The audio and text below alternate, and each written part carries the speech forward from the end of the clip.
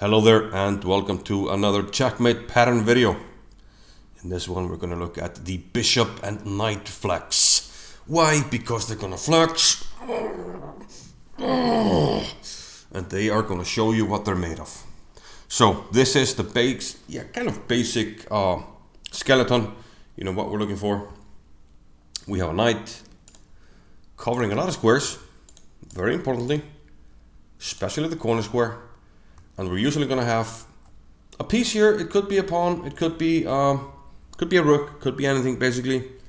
And then we're going to have a bishop who's going to land a massive check on this diagonal, actually anywhere on this diagonal, and the king is in trouble.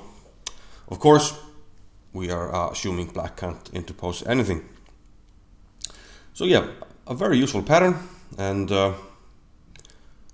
comes up in the kind of positions where you're attacking and you're able to find the carpal choke. So it's kind of at times the carpal choke in reverse.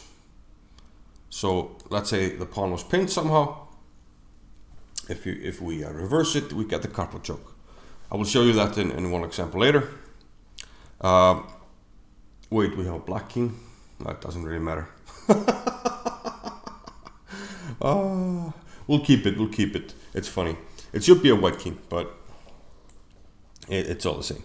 I wanted to show you also that this pattern can come up in the bishop and knight mate. You could actually checkmate like this. It's very, very unlikely to occur.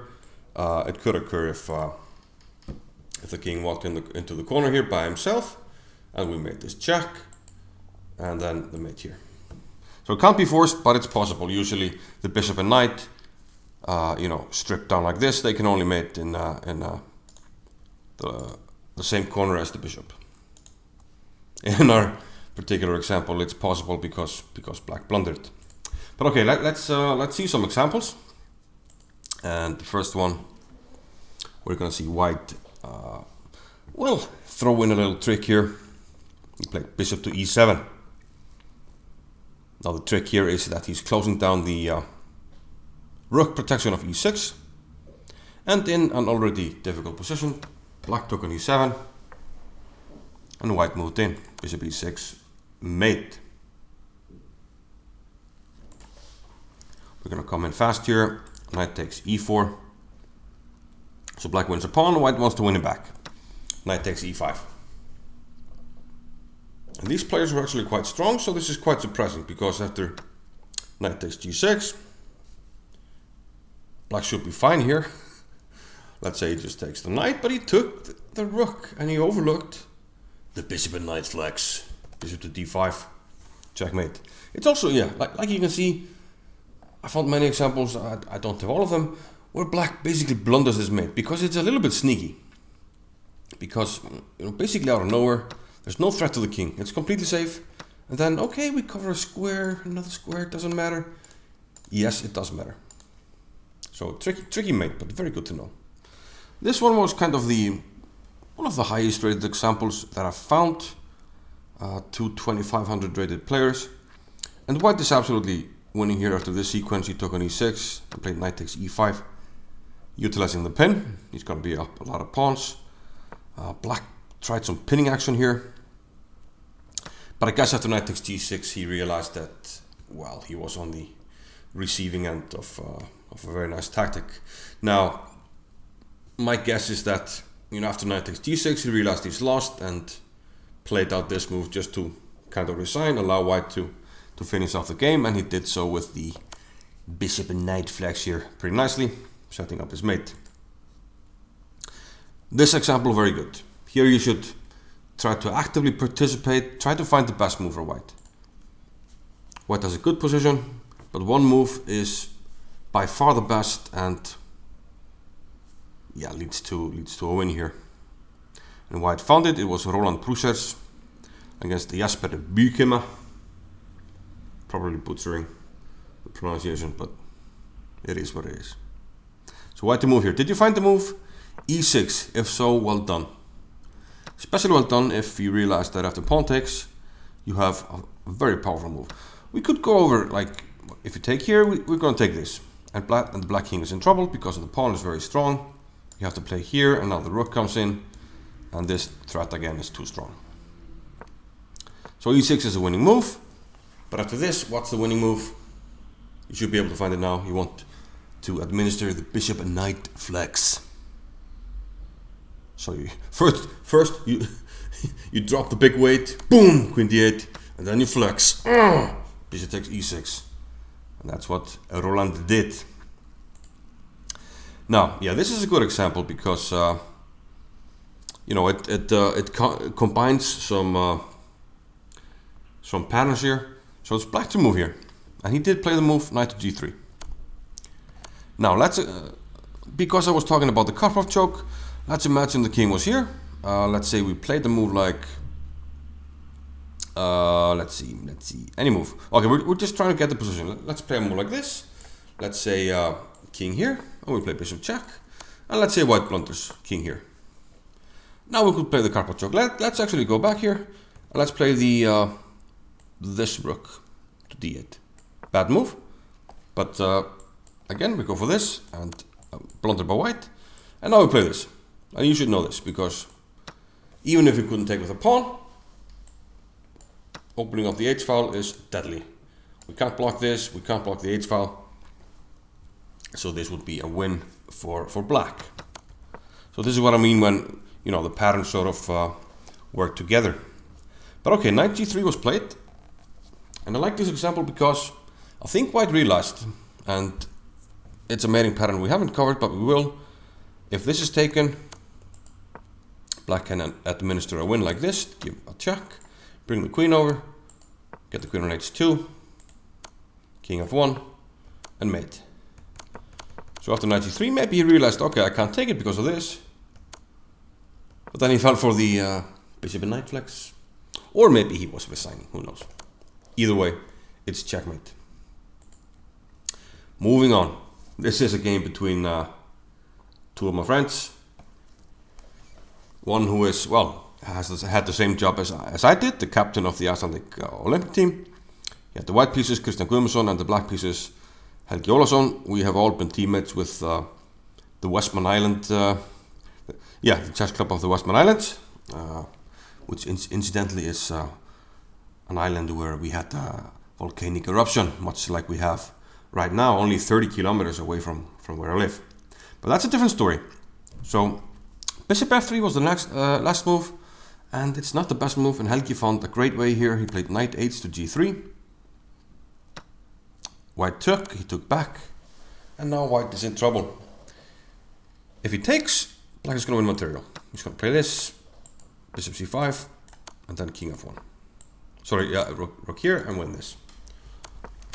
So after this, he played king g1. Again, I don't know if he was just resigning or if he missed it, but bishop c5 is made. Maybe I should actually ask Helgi because he remembers absolutely everything. Anyway, on we go. And this is a very good example. It's black to move. Find the best move for black.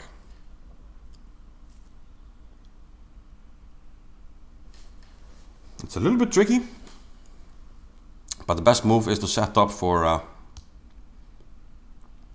well, combine the bishop and knight flags and the Arabian mate and play rook here. And the idea is not to let the king off the hook. We're not going to, you know, allow any blocks on h4. There's no knight h4, there's no pawn h4. So rook h3.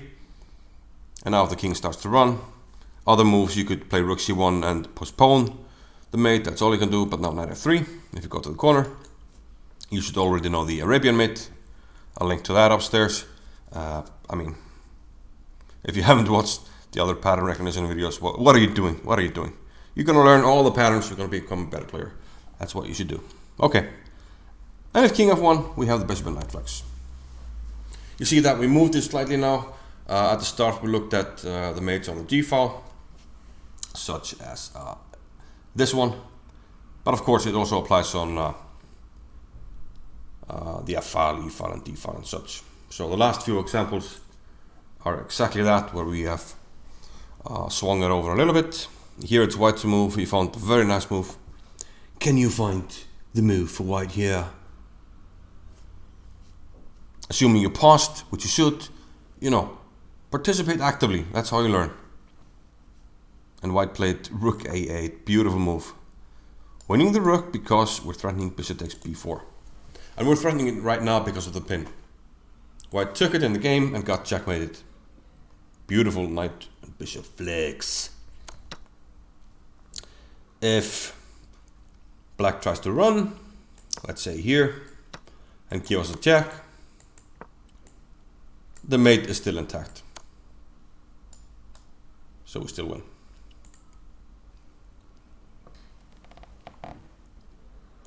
This one is actually from an opening. It's black to move. Actually, excuse me, it's bishop to b4 and black to move. And it looks like the queen is trapped. Covered by the queen, covered by the bishop, covered by the bishop. Covered, everything is covered. It looks like the queen is trapped. We might get some stuff for it, but the queen is trapped. Except it isn't. Especially if you know and keep our pattern in mind. Can you find the stunning move that black played here? While you think about it, I'm going to try one new thing for this video.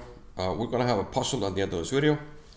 And I'm going to put a link in the description. Perhaps even put something in a card up here. Where we have a quick video where we just look at the solution of the puzzle. So you're not left hanging if you're watching this in the future. Great idea that Sardos gave me. And I think I will try to implement it. Also, I will add a small bonus there. I will show you the opening moves that led to this position. And the move here that, well, stunned the chess world, great discovery in 1955, well before the computers. Black played queen to f3. This is absolutely beautiful. Now we still keep the attack on the bishop, we can attack on g2, attack on e4. White is in trouble, and of course he can't take it, because now we set up the bishop and knight flags, the king can't run, and we pop into h3. And notice that in this checkmate, just like when you mate with the bishop and the knight, and this is why I always say it's important to learn to mate with bishop and knight, because you learn how the bishop and the knight cooperate. They cooperate best when they are on the same colored square. So knight on a light square, covering the black squares, and the bishop on the light square. You'll see this time and time again. Okay, yeah, this is actually the final position. But this pattern can come up in the Sicilian, especially these count type of positions. And yeah, one bad move, knight g to e7, and white, you know, he flexed immediately, knight d to b5. He went in, took it, check. Now look, the queen has to try to keep an eye on b6. Well, we know why. b4 takes. Now if you take the rook, what happens? You already know it, knight d6 check and bishop b6. So black tried to take this, but c3. He tried this. And now you can't really do anything, you have to sacrifice the queen, but you're down too much material. Queen b3, knight d6. And true, you were covering b6, but queen a5 comes in. And after b6, we take with the queen first, and we end with the queen. We end up without the queens, we end up with the bishop and knight flex. So, I will leave you with the puzzle. It's black to move. I think this is a great puzzle. So black is actually relatively easily winning, and there might be a few ways to win. But one move keeps in mind our pattern beautifully. It sets it up. It actually sets up a second. Yeah, I'm not gonna say too much. It's a really nice puzzle. If you can solve it, you know, tell me in the comments. If not, check out the link in the description. I will have a video where I will show you the solution. And as always, thanks for watching, and I do appreciate the likes, if you don't mind, if you liked the video. And I hope to see you soon in another chess video. Thank you. Bye bye.